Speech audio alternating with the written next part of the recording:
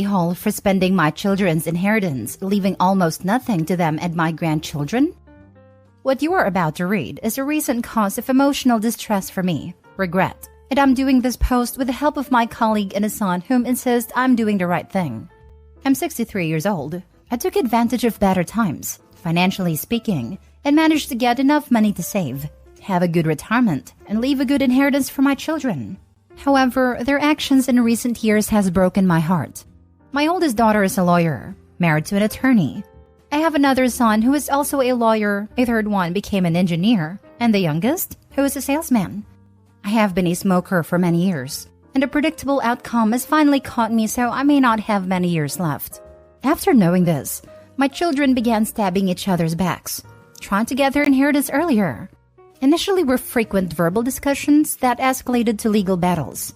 The boiling point came when my daughter forged her brother's signature to take their part of the inheritance while I was being treated at a hospital. Now, none of the siblings can see each other in the eye and only talk through lawyers. Saddened by the situation, decided to spend the money, thinking that if all of it is gone, they would have no more reasons to fight. I donated to charities, bought my wife beauty items, went on vacations with her paying for the better-looking hotel rooms, no planes because of COVID travel restrictions, gave my grandkids expensive gifts, bought my dearest friends and colleagues better equipment to improve their work. We bought a huge TV, prepaid for my funeral, tasted some fine whiskey, among other things. Right now, about 65 to 70% of my savings are now gone. I plan to keep enough for the time I have left and leave my wife a good cash amount. However, my children are noticing that I'm spending a lot and started to ask questions. My daughter figured out what happened on her own. I had no rebuttals, since I'm guilty of all the accusations she made. But then she mentioned that her children will suffer because of my selfish acts. Not only that, but I am cursing all of her grandchildren by doing this. That made me think that my grandchildren shouldn't be punished for their parents' sins, and maybe I was too self-absorbed to realize it sooner. That's my dilemma now. Now for the top comments. Not the a-hole. Hard not the a-hole. What did she accuse you of? Spending your money that you earned on a life you wanted. Inheritance is what you get when someone dies. It's not yours. You're not entitled to it. You don't get to dictate what happens until you actually inherit it. You can, until the day you die, change up who gets what. You got one kid who's not being a prick, leave it to them. Or leave it to your grandkids in a trust their folks can't touch. You can roll it up and smoke it. It's yours. You've done nothing wrong. Heck, just leave it all to your wife. That's how it should go anyway. And I'm sorry you're at this point, man. The big C sucks, assuming that's what you meant. This, OP, the money's yours. You were never under any obligation to leave an inheritance. You've saved it for your entire life, and you get to spend it however you wish. No further conversation needed with your kids. Not the a-hole. Okay, but I do suspect OP is seriously underestimating the potential cost of his wife's elder care. That can be years or decades of mind-boggling expenses, especially if she has to hire someone to do the administrative piece of it because her kids are too backbiting and spiteful. OP, I'm sure your wife appreciates that you're making her final years with you pleasurable. But assuming she isn't facing the same relatively quick decline, from physically self-sufficient to dead that you presumably are, you owe her some degree of pragmatism too. Are you saying an attorney, lawyer, engineer, and a salesman can't provide for their children and have to rely on inheritance? Tell them it's your money, and ultimately you aren't responsible for their grandkids' future, and they should be saving up for them. Tell your kids to jog off and do one. It's because they are spending all their money on lawyers to squeeze blood from Iraq. These kids are ridiculous. OP is not the a-hole. Not the a-hole. When will kids learn that they are not entitled to any inheritance? This sense that you're owed money from your parents or grandparents is obscene. If people want to leave awesome to a loved one, that's fine. But no one is entitled to it. I received a large inheritance. I would give it all back to have my dad again.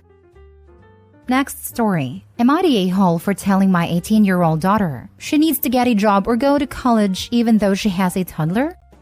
I have two daughters. April, female 18, and Jade, female 15. I'm a single mom. April and Jade's dad and I got divorced around 13 years ago as he was having an affair. And he's never been in the picture for either of our girls after that. When April was 16, she unexpectedly got pregnant. I took her to counseling to help her organize her thoughts and figure out what she wanted to do. And April decided she wanted to keep the baby. The pregnancy and birth went smoothly, and now I have a grandson, Ollie, male too. The father is involved, but he and April are no longer together. Ollie stays with his dad every weekend, and the dad's parents give April money to go towards Ollie's expenses. Earlier this year, April graduated high school. She's been taking care of Ollie during the week, but other than that, she hasn't been up too much. She keeps saying she'll start looking for a job, but hasn't even started writing her resume. Besides taking care of Ollie, she just sits at home watching TV. On multiple occasions, April has tried to leave Ollie with Jade so that she can go out partying, which has led to huge arguments. Last week, I talked to April and I told her that she needs to get a job or go to a local community college, and that'll foot the bill for any childcare she needs for it to happen. I told her she needs to get a job or go to college in order to stay here. April got upset and said that she doesn't want a job or go to college. She said she just wants to be a mom. She told me it can wait until Ollie starts school. I told her no, and that she needs to start something so that she can support herself and be an independent adult. April said I'm being unreasonable, and that these things can wait until Ollie's in school full-time. She said that I'm asking her to damage him, and that he needs his mom. It's not that I don't want April and Ollie here. I love them both. I just think I'd be setting a bad precedent by allowing April to continue to stay with me with no job and no education in the making. Not the a-hole. Your daughter had a baby and needs to understand, full stop, that she doesn't just get to be a mom.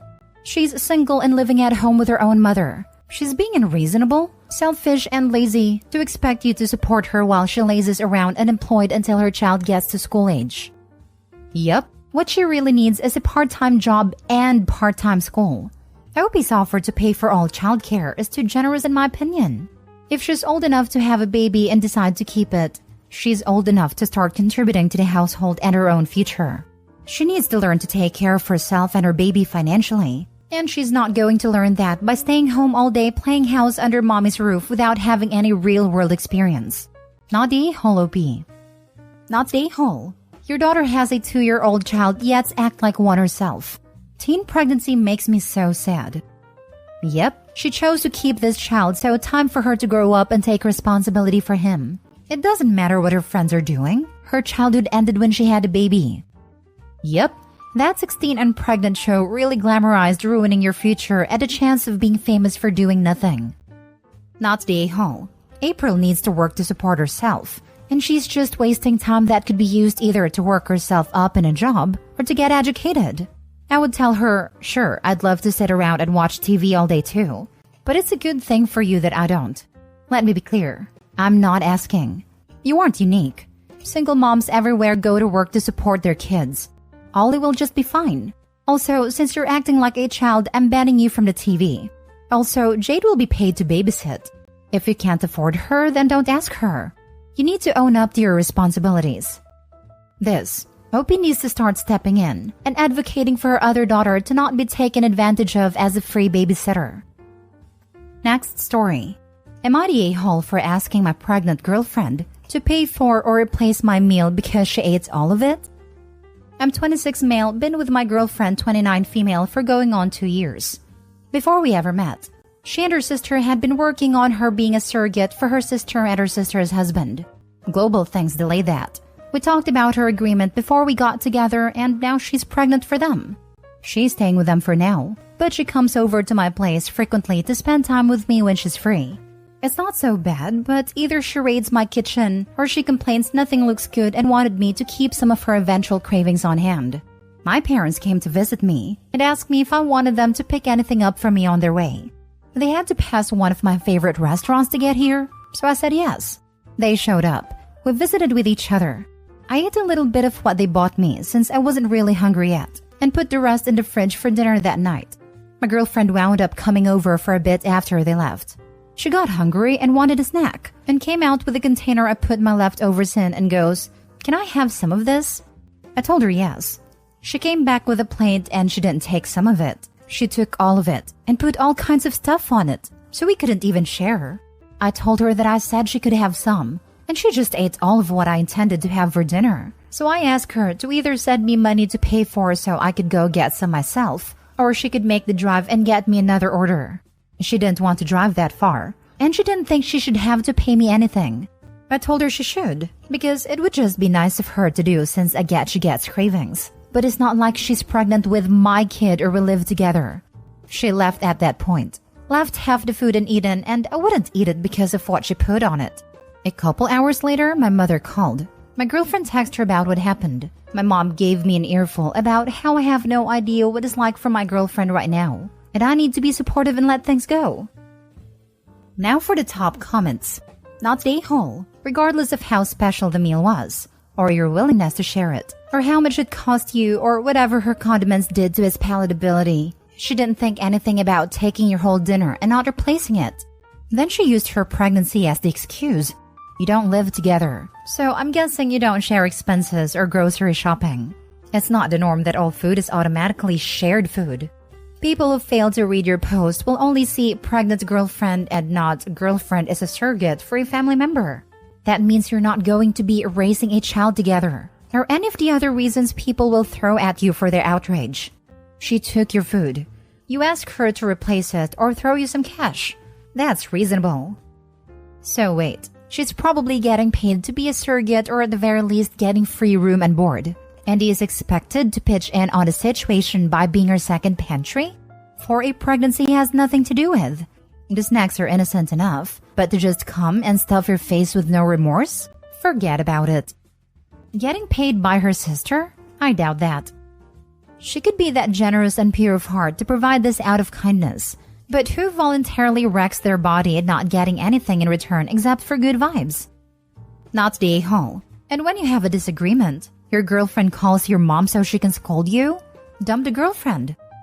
Isn't it the most cringe to involve someone's parents in an argument when you're dating? Cringe enough when they involve their own parents, but involving the partner's parents is next level. I could take a wild guess that Opie's mom is overbearing and kind of bossy, so I picked the same kind of woman as a girlfriend, hence why they both walk all over him. But I'm just spitballing. Not the a-hole, your girlfriend is. Being pregnant does not mean you can raid the fridge of a house you don't live in. She should ask prior to her fridge raiding and replace items when asked. Been pregnant, and it is not an excuse to be greedy or rude. Girlfriend definitely needs to pay OP. Not the a-hole. Last story. Am I the a-hole for telling my husband I'd rather nobody use my holiday booking out of spite? My 23 female husband, 27 male, and I have been together for 5 years, married for 3. We're both athletic people, or at least I used to be, so we've been planning a holiday for the past year. Without going into major details, it's an expensive holiday by my standards, and it would have involved a lot of hiking. I was looking forward to it. I was in an accident recently, and once again, without going into much detail as it's triggering, lost my leg. It's upsetting, but I'm not in a place to openly speak about it outside of therapy. Obviously, due to this recent restriction, I'm unable to do what we'd planned for our holiday. I hadn't thought about a holiday. It's non-refundable. I had expected my husband to not want to go. Currently, his family haven't asked once how I am, and my family claim it's hard to be around me because they don't know how to support me, whatever. Then yesterday, he said he invited his sister, 19, in my stead. I was baffled because I expected him to support me. He said it's not for 2 months. I'm like, so? Cancel. And plan something we can both do. He said he needs break, that he's been supporting me. He deserves this and he was also looking forward to it. So I said, you go. But I paid for my spot. So no, she can't use it. He asked if I'm being serious, that it's spiteful. His sister hasn't done anything. I said she hasn't asked me once how I'm doing. She texted me last week for £150. Why should she get a free holiday? Anyway, he's upset, claiming he'll still go and pay for his sister, which he won't, since A, it's expensive, and B, last I checked, it's fully booked. Am I the a-hole? I'd ask family or friends, but I don't feel like texting them. Not the a-hole. Do you have travel insurance? Because your accident should allow you to claim the whole trip cost back, including your traveling companions. Even if you don't, an email and copy of a medical letter would trigger many hotels/airlines to refund you even if this is outside their terms and conditions. Sending good wishes. Definitely try this if you haven't already. My mom had a flight voucher expiring with no options to extend. She emailed explaining she had to have surgery, and they extended it for a year, and she can use it for other locations. Yes, do this. Sometimes people surprise you. Explain your extreme circumstances, and I'm sure they could find a way to work with you. As a physiotherapist, I have worked with patients after amputations, some after accidents. It is such a distressing experience, and it is hard to count all the aspects of your life this impacts. Many young athletic people who lose limbs will enter a total identity crisis on top of the grief that comes with losing a limb, parts of your future, hiking, and all sorts of things. This is really, really hard to go through. Your husband should be there for you, and probably go to therapy himself to deal with his own feelings. We used to put children who lost limbs in the same training area as soldiers. This helped the children feel better and made them want to train, use their prosthetics, and the soldiers were amazing. You seem so alone in this, and I am so sorry for that. Now, some people mention your husband might be burned out. My boyfriend was severely depressed for about a year. Was it hard for me? Yes. Was it much harder for him? Yep. I stood by him, helped him, comforted him, and showed him how much I love him every day. It was worth it, and it makes me so happy to see him thrive now. Your husband needs to do better. Your husband should not go on that trip without you. Some might say that you could be the bigger person and be happy for him and his sister enjoying said trip, but you lost your leg. You are not, in any way, supposed to be the bigger person here. This is about you. You should be supported. You should feel loved, and like the highest priority right now. Your feelings are so valid, and the things you are going through are immensely hard. You are doing pretty awesome, I think, and I hope you get the help you need. It will get better, but it can take time, and that is okay. Not stay home. You have experienced something very traumatic. Things should be about you at the moment.